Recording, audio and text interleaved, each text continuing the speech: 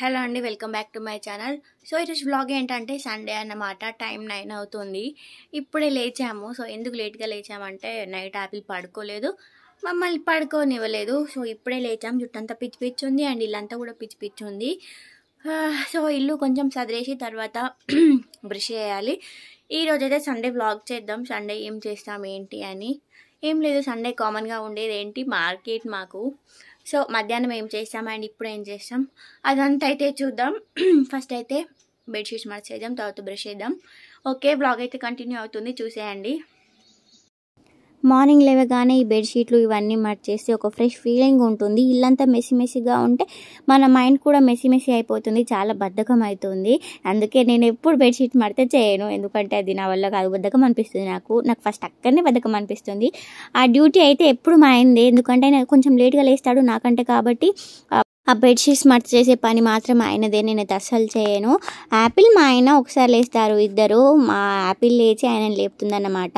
So బెడ్రూమ్లో పని అంతా అయిపోయిన తర్వాత పని అంటే బెడ్ సరేయడం, కింద చాప వేసి ఉంటుంది, నైట్ తినేటప్పుడు వేస్తాము, అది నైట్ అలాగే ఉంటుంది. ఆ చాప తీయడం, యాపిల్ బొమ్మలు తీయడం అదంతా అయిపోయిన తర్వాత కిచెన్లో పని అన్నమాట. కిచెన్లో బోల్తోవడం తర్వాత బాటిల్ కడగడం. ఈ బాటిల్ అయితే రోజు వాష్ చేయను, ఒక 2-3 డేస్కి ఒకసారి వాష్ చేశాను. అంటే సోప్ పెట్టి 2-3 డేస్కి ఒకసారి వాష్ చేశాను. నార్మల్గా అయితే డైలీ వాటర్ పోసి వాష్ చేస్తాను. ఇప్పుడైతే నేను బాటిల్స్ ఫిల్ చేస్తున్నాను, కానీ నార్మల్గా బాటిల్స్ ఫిల్ చేసే పని అయితే యాపిల్లే. ఏంటి యాపిల్ పని చేస్తుంది అనుకుంటున్నారా?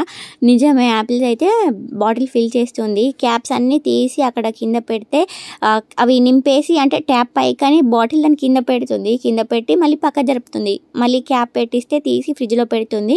నిజంగానే యాపిల్ పని చేస్తుంది, ఆ ఒక్క పని మాత్రమే చేస్తుంది. అది తనకు ఇష్టమా లేకపోతే ఎందుకో తెలీదు, కాకపోతే ఆ బాటిల్ ఫిల్ చేయడం మాత్రం చేస్తుంది.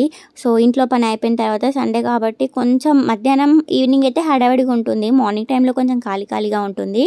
సో కొంచెం ఫ్రీగా టైం ఉందని ఆయిల్ పెట్టుకుంటున్నాను. ఆయిల్ అయితే నేను ఈ మధ్య ఎక్కువగా హెడ్కి పెట్టుకొని ఉంచుకుంటున్నాను. ఆ మధ్యలో అయితే పెట్టుకొని ఉంచుకోకపోయేదాన్ని, ఇప్పుడు ఎక్కువగా హెయిర్కి పెట్టుకుంటున్నాను, ఎందుకంటే హెయిర్ ఫాల్ అవుతుంది, ఎక్కువగా ఊడిపోతుంది. పోయేది ఏముంది, కొంచెం జిడ్జిడ్డు కనిపిస్తాం కావచ్చు, కానీ హెయిర్ అయితే పెరుగుతుంది కదా అని నేను వెదర్ అయితే చాలా చల్లగా ఉంది. ఎంత చల్లగా ఉందంటే ఆ వెదర్ చూస్తే వర్షం పడుతుందేమో, అయ్యో ఈవినింగ్ మార్కెట్ ఎట్లా అనుకున్నాము, అంత చల్లగా ఉండే వర్షం పడేలాగా. కానీ అంత మబ్బున్నా కానీ వర్షం అయితే అస్సలు పడలేదు. మళ్ళీ కాసేపు ఈవినింగ్ వరకు 5-6 వరకు చాలా ఎండ వచ్చేసింది. ఇక్కడ మధ్యాహ్నం వంట చేస్తున్నాను. ఏం కర్రీ అంటే బొమ్మిడిలో అనుకుంటా. ఎక్కువగా అయితే సండే మా ఇంట్లో స్పెషల్ ఉంటుంది, కాకపోతే నైట్ ఉంటుంది, ఆఫ్టర్నూన్ అట్లా ఏముండదు. మధ్యాహ్నం లంచ్ అయితే ఇది వేడి అన్నం, ఇంకా బొమ్మిడిలు కర్రీ అయితే ఇంకా కాలేదు, అవుతుంది. ఈవినింగ్ అయింది, టైం 5:45 అవుతుంది, కానీ అట్లా 6 అయినట్లేదు, ఫుల్ ఎండ ఉంది.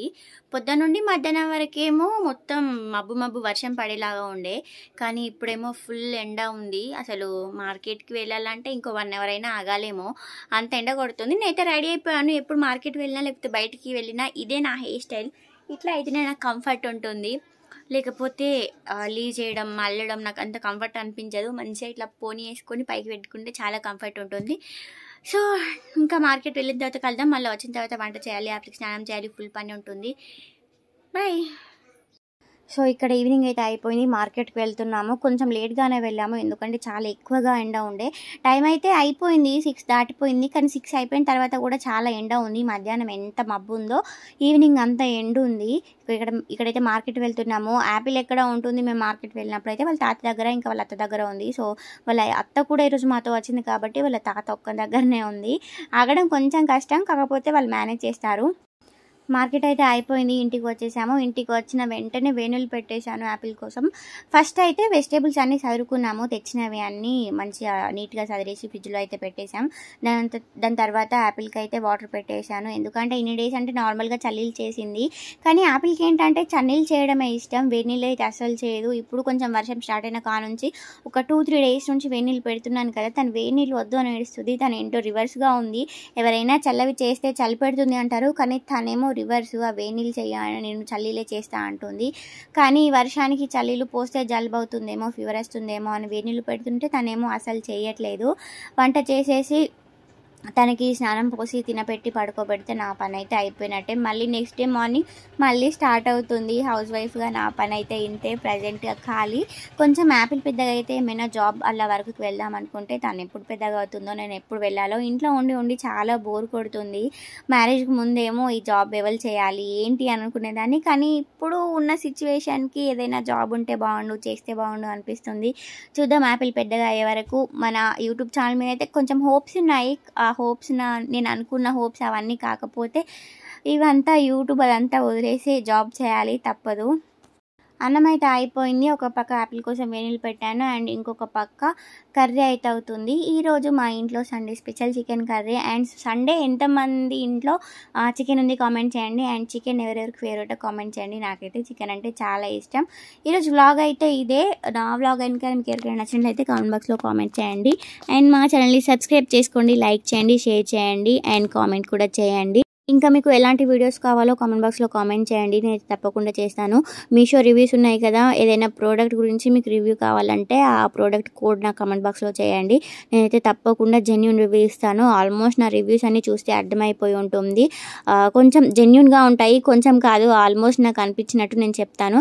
ఎవరికైనా అలా కావాలనుకుంటే కామెంట్ బాక్స్లో కామెంట్ చేయండి.